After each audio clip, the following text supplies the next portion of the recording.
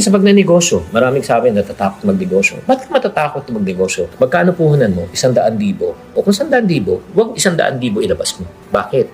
Kasi pag nagkamali ka, at chances are magkakamali ka talaga, malulugi buong 100,000. Ang dapat invest mo lang 10%, 10,000.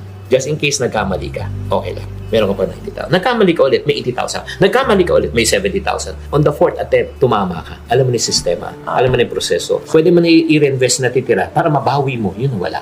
Alam mo, para sa lahat ng taong gustong kumita at mag-invest, ang pinaka-best investment para sa akin is to learn how to invest in yourself. Mag-aral ka muna. Bakit? Napakahirap mag-drive pag di mo alam. Napakahirap din magnegosyo pag di mo alam.